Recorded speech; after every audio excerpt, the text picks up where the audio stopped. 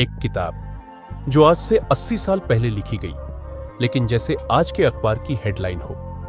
एक किताब जो केवल शब्दों का संकलन नहीं, बल्कि एक राजनीतिक चेतावनी थी जिसे हमने नजरअंदाज कर दिया। जब भारत आजादी की ओर बढ़ रहा था, तब एक और संघर्ष शुरू हो चुका था। संघर्ष था बंटवारे का। लेकिन उस समय एक व्यक्ति था जो सबसे अलग सोच रहा था, जो इतिहास को पढ़ा ही नहीं साथियों, लिख भी रहा था। नाम था डॉक्टर भीमराव अंबेडकर, और उसी संघर्ष के बीच उन्होंने लिखा थॉट्स ऑन पाकिस्तान। अब सुनिए वो बातें जिन्हें अगर उस समय गंभीरता से लिया गया होता तो शायद आज भारत पाक युद्ध, सीमा पर तनाव और आतंक की छाया से हम बच सकते थे। ये किताब जो सिर्फ शब्दों का संग्रह नहीं, बल्कि आने वाले इतिहास की पटकथा थी, अपने विचारों से समय को चुनौती दी थी, जिसकी कीमत भारत को युद्धों, आतंकवाद और खून खराबे से चुकानी पड़ेगी। और हुआ क्या, 1947 से लेकर आज तक भारत और पाकिस्तान के बीच 4 बड़े युद्ध हो चुके हैं, सैकड़ों आतंकवादी हमले हुए हैं और अभी भी ऑपरेशन सिंदूर जैसी सैन्य कार्रवाइयां जारी है। डॉक्टर अंबेडकर ने कहा था, पाकिस्तान बनेगा तो भारत के टुकड़े टुकड़े होंगे, हर 10 साल में युद्ध होगा, आतंकवाद का जन्म होगा। और हुआ क्या, 1947 का युद्ध, 1965 का युद्ध, 1971 का युद्ध और 1999 में कारगिल का युद्ध, दोस्तों 4 बड़े युद्ध, 26/11, पुलवामा हमला, सर्जिकल स्ट्राइक, क्या ये सब रोका जा सकता था? आज जब ऑपरेशन सिंदूर चल रहा है, ये वीडियो आपको बताएगा अंबेडकर की वो 3 बड़ी चेतावनी जिन्हें नजरअंदाज करने की कीमत शायद आज चुकानी पड़ रही है। साल था 1940।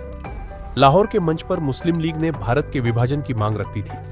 मंच पर जिन्ना खड़े थे और कह रहे थे, हम एक अलग कौम है, हमें एक नया देश चाहिए।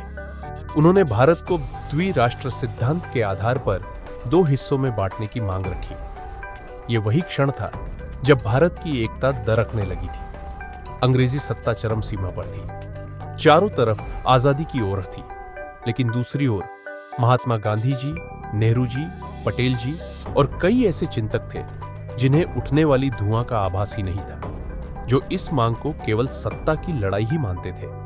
लेकिन मित्रों, इसकी आभास बाबा साहब को भली भांति हो चुका था। उस उठते धुएं की सुगंध जान चुके थे। और तभी डॉक्टर अंबेडकर ने वह लिखा जो आने वाले समय की गूंज थी।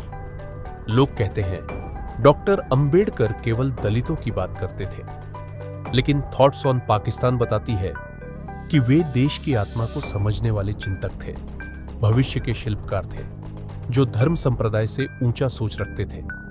उन्होंने यह किताब इसलिए लिखी क्योंकि वे देख रहे थे कि राजनीति धर्म के जाल में फंस चुकी है। लोग अपने में ही फंसे हैं।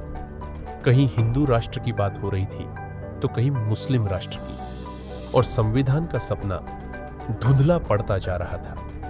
डॉक्टर अंबेडकर ने साफ साफ लिखा, अगर पाकिस्तान बनता है तो भारत और पाकिस्तान के बीच स्थायी शांति असंभव होगी। पाकिस्तान में अल्पसंख्यकों की स्थिति भयावह होगी। उन्हें या तो इस्लाम अपनाना पड़ेगा, या पलायन करना पड़ेगा, या मरना पड़ेगा। आज पाकिस्तान के हिंदू कहां हैं? क्या उनकी स्थिति ने अंबेडकर की भविष्यवाणी को सच नहीं कर दिया? यह बंटवारा केवल जमीन का नहीं, विचारधारा का होगा। क्या आज की स्थिति यही नहीं है? हर हमले, हर युद्ध के पीछे वही पुरानी सोच, वही कट्टरता। अंबेडकर ने 2 टूक कहा, भारत के मुसलमान राजनीतिक रूप से पाकिस्तान के पक्षधर हैं, लेकिन भारत में रहना चाहते हैं। उन्होंने इसे राजनीतिक दोहरापन कहा, जो राष्ट्र के लिए खतरनाक है। उन्होंने सुझाव दिया, जो पाकिस्तान चाहते हैं उन्हें वहां जाने दिया जाए, जो भारत में रहे उन्हें भारतीय संविधान के प्रति निष्ठावान रहना होगा। जो मुसलमान भारत में रहेंगे, क्या वे पूरी निष्ठा से भारत के नागरिक होंगे, या उनका मन पाकिस्तान में होगा और शरीर भारत में? यह सवाल आज भी राजनीतिक बहसों का हिस्सा है। क्या अंबेडकर सही थे? अंबेडकर ने कहा था, पाकिस्तान में अल्पसंख्यक केवल शरणार्थी बनकर रहेंगे। आज पाकिस्तान में बचे हिंदुओं की संख्या उस भविष्यवाणी की पुष्टि है। लड़कियों का अपहरण, मजबूरी में धर्म परिवर्तन, मंदिरों का विध्वंस, क्या यही वो पाकिस्तान है जिसका सपना दिखाया गया था?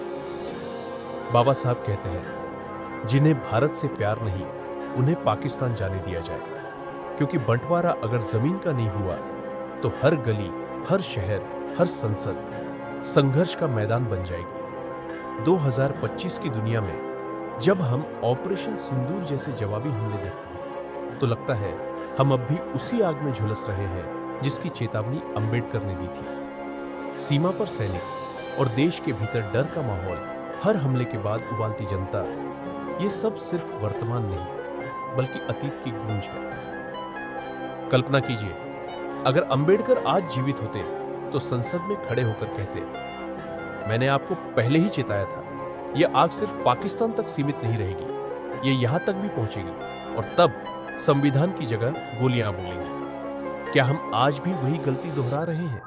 क्या हमने अपने भविष्य दृष्टा को नजरअंदाज कर दिया? क्या संविधान निर्माता को सिर्फ एक मोहरा बना दिया? डॉक्टर अंबेडकर केवल संविधान के निर्माता नहीं थे, वो भविष्य के शिल्पकार थे।